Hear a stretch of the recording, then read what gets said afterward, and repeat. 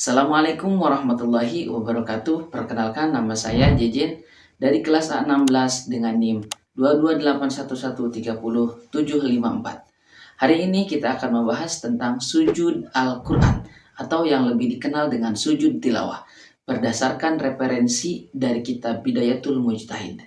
Pembahasan ini nanti akan dibagi ke dalam 4 bagian. Yang pertama tentang hukum sujud tilawah. Kedua, jumlah ayat sajadah. Nomor 3, waktu pelaksanaan. Dan terakhir, pelaku sujud tilawah serta tata cara pelaksanaannya. Yang pertama, hukum sujud tilawah. Bagian pertama akan membahas tentang hukum sujud tilawah. Terdapat perbedaan pendapat di kalangan ulama. Abu Hanifah dan para sahabatnya berpendapat bahwa hukum sujud tilawah adalah wajib untuk dilakukan.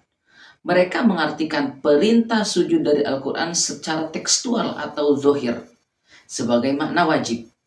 Sedangkan Imam Malik dan Imam Syafi'i berpendapat hukumnya sunnah dan bukan wajib.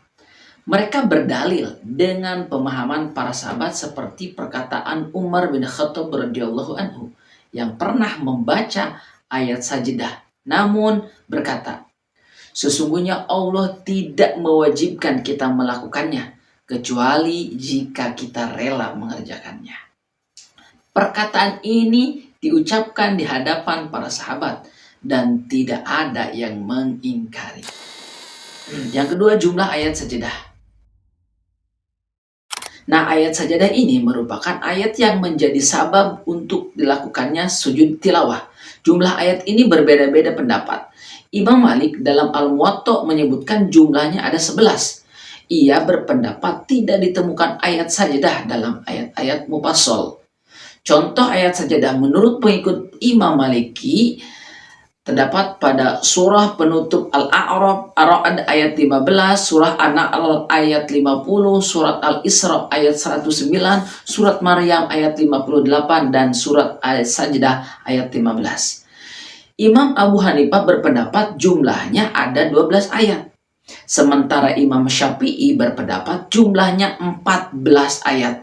3 diantaranya terdapat dalam surat mufassal, yaitu surah Al-Insyiqaq, surah An-Najm, dan surah Al-Alaq.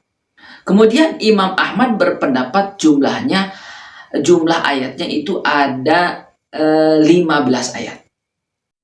Yang ketiga akan membahas tentang waktu sujud tilawah. Sekelompok ulama melarang sujud tilawah di waktu-waktu yang dilarang sholat. Ini adalah pendapat Abu Hanifah dan juga Imam Malik dalam Al-Muwatta'nya. Karena sujud tilawah dianggap amalan nafilah atau sunnah yang dilarang pada waktu tersebut. Namun Imam Syafi'i berpendapat boleh dilakukan saat waktu terlarang. Berdasarkan status sunnahnya, sujud tilawah dan sholat-sholat sunnah yang boleh dilakukan pada waktu terlarang selama matahari tidak nyaris tenggelam ataupun terbit.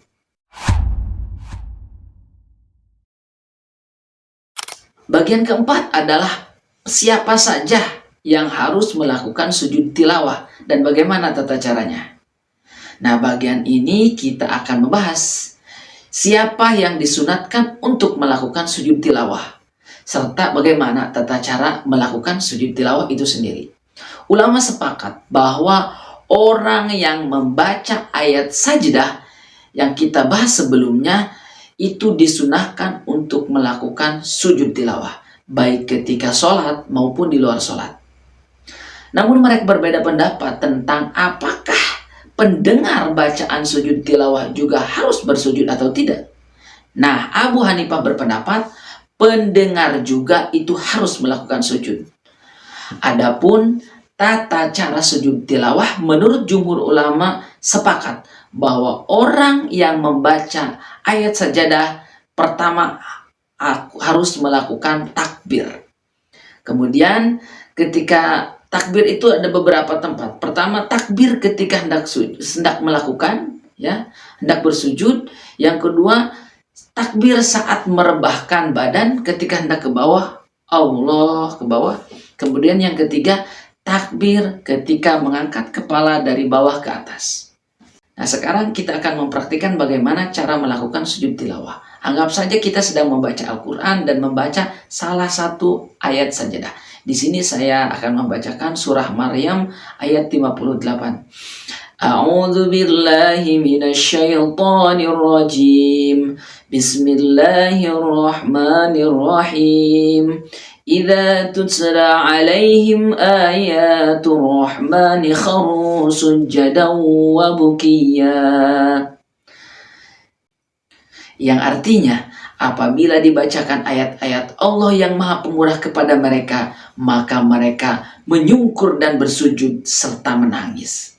Nah, ketika kita membaca ayat ini yang merupakan ayat sajadah, maka disunahkan kita melakukan sujud tilawah. Apabila kita sedang memegang Al-Quran, silahkan taruh terlebih dahulu Al-Qurannya. Setelah diletakkan, kemudian kita takbir yang pertama, karena ada 3 posisi takbir. Pertama, ketika hendak melakukan Allahu Akbar. Lalu setelah ini, takbir yang kedua untuk ruku, untuk bersungkur ke bawah. Allahu Akbar, ke bawah. Ketika ke bawah kita takbir.